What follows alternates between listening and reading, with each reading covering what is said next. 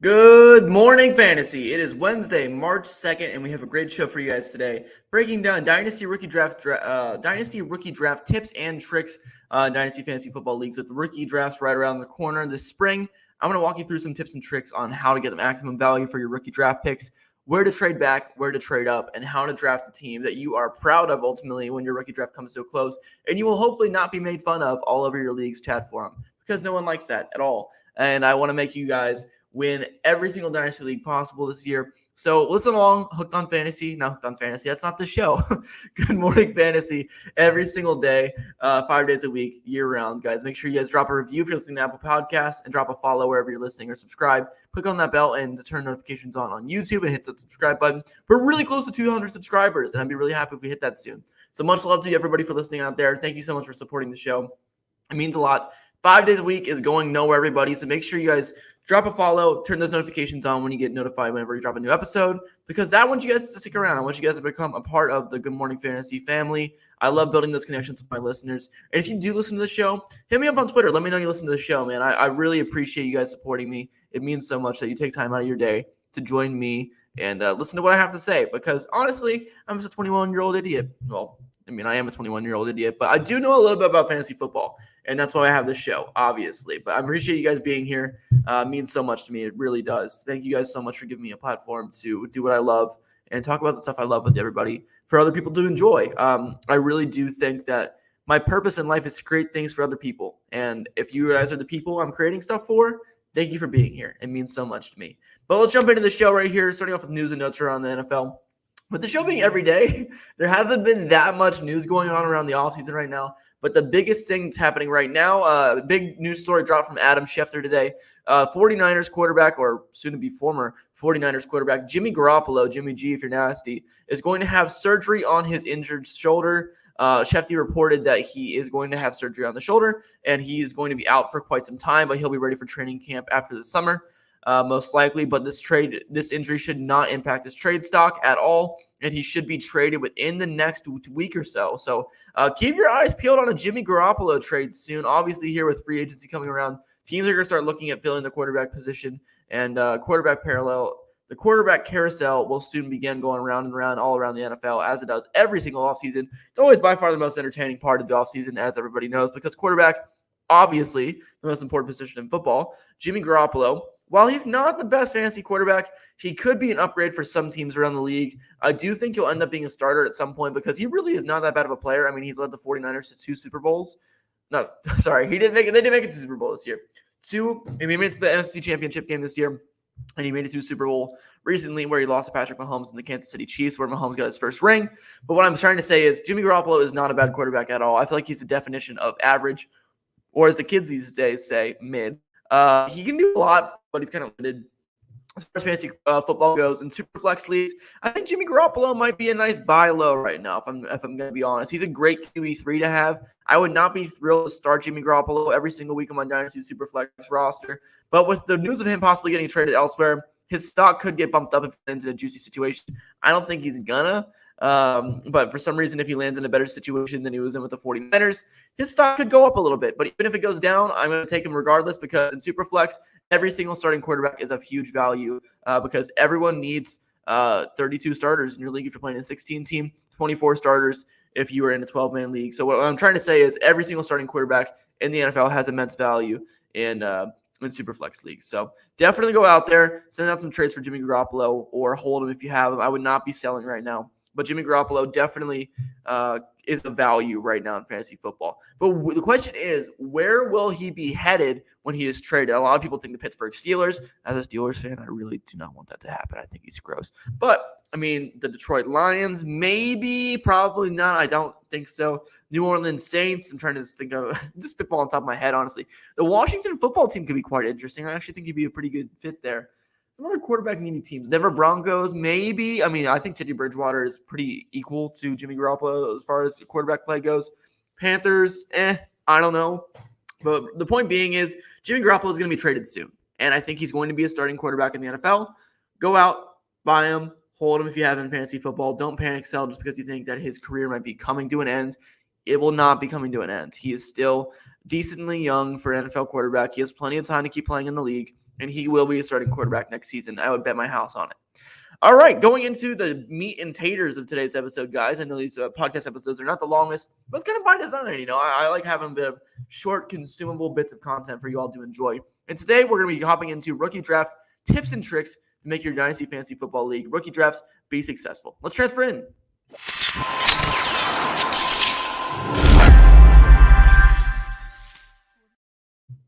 With the NFL Combine rapidly approaching, a lot of people will have a lot more takes soon on 2022 NFL Draft prospects. I only have done film research so far on the 2022 quarterback prospects, but I plan on diving into wide receivers, running backs, and tight ends very soon.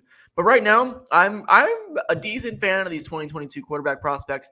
I'm going to be really interested to see where they land in the real-life draft. And I think rookie drafts for quarterbacks this year, Superflex is going to be a big value. You guys can get some really good starters for cheap as far as fantasy productions goes. Malik Willis, baby, let's go. Everyone knows I'm on board the Malik Willis train, but guys, in Superflex, he might be the 101. And that is not a joke. If he lands on the Pittsburgh Steelers, that man is the 101 in Superflex leagues as a rookie. He is an absolute monster with his legs, and he would be a fantasy football superstar once he develops. Gives me a lot of the same energy as Trey Lance. I think he has all the physical weapons, and I'm really excited to see where he goes. But that's besides the point. Let's get into rookie drafts and tips, or as you can kind of call it, rookie draft 101. The best way to get value out of your picks, where to kind of approach rookie draft boards in case you're not too familiar. And if you are a seasoned veteran, listen in. Maybe I have a tip or strategy that you don't really employ, but you hear me out on it, First things first, wait until draft day to trade your draft picks. If you're going to trade your draft picks, let's say you have the 108 this year and you're a contender, you don't really need the 108. You already have a roster full of veterans. You don't love where you're sitting on the draft board right now, and you honestly would rather go send out that first-round pick for a veteran like Chris Godwin, for example. So let's say you want to buy Chris Godwin, and you send out the offer now. I think right now, if you trade a rookie first-round draft pick opposed to the week before the NFL draft, I almost would guarantee you that the other owner or manager that you're sending that first-round pick offer out to values that pick less right now than they will at that time. Why? Because for the next month and a half or so, the only content we're going to be fed from the NFL besides free agency is draft. The draft's coming. Look at this guy run his 40-yard dash. This quarterback throwing really well in his pro day. This wide receiver dropped the ball during the combine. This running back looked really good in the three-cone drill. You know what I'm saying here, right? All these prospects are going to have so much press and media coverage over the next month and a half that everyone's going to have these rookies in their brain a lot more. A lot more people are going to want these rookies. They're going to want these top players coming in and out of the draft here. And that's including myself. I definitely see myself building the hype train. I mean, right now, I didn't know who Malik Willis was 3 months ago. You understand what I'm saying here? If you're selling rookie picks during the season, 2022, like the current year that you're in, you're doing it wrong. You want to hold to the offseason. You want to hold till right now. You want to hold until a month from now where we're staring down the draft in 3 weeks. You know what I mean? The more press around these rookies, the more hype those picks get and the more value that they build. The longer you hold, the more value they have. I honestly, if you're doing a rookie draft in a slow draft format, which I highly recommend you do in your Dynasty Superflex leagues and Dynasty leagues in general, you're going to want to wait until you're on the clock to shop this pick if possible. You're going to want to wait until the draft board's right in front of you. The manager behind you wants the guy that you have, and he knows that one of his buddies might trade up and get him. You want to wait until the last second possible to squeeze every ounce possible of value out of that draft pick. Do you understand what I mean? Like, if you sell a first-round pick now opposed to a month from now, I guarantee the value goes up. Just wait, hold on to those draft picks, and sell them for peak value right before the draft starts. Because the more media, the more press coverage over the next month and a half equals higher and higher value for your rookie picks every single time. 100% guaranteed. Every single time those draft picks will go up in value unless there's a bunch of injuries that happen to the draft class or something. Regardless of how strong, air quotes, the draft class is, like this year is not the strongest compared to 2020, 2021, and 2023. But 2022, there's some solid contributors in here, man. There's a lot of really solid fantasy football assets that'll be coming into the league and will be super value for your fantasy teams moving forward. So hold on to those picks and make sure you get maximum value. Next tip is don't be scared to trade up or trade back. I feel like a lot of people, myself included before, have been on the clock and you feel forced into taking up. So let's give me a scenario here. Let's say you're at the 106 and you're looking down 3 players that you value absolutely identically. You don't really have a team need for either 3. Let's say you're staring down the 3 wide receivers. You already have good wide receivers, but you want to draft one of them. You're looking for a wide receiver too. You really like these 3 guys, but you don't really know who to pick. You could be happy with all 3. But your buddy sitting right below you needs a wide receiver really bad, and they really want to trade up, and their guy is sitting there on the board right now that they want to take.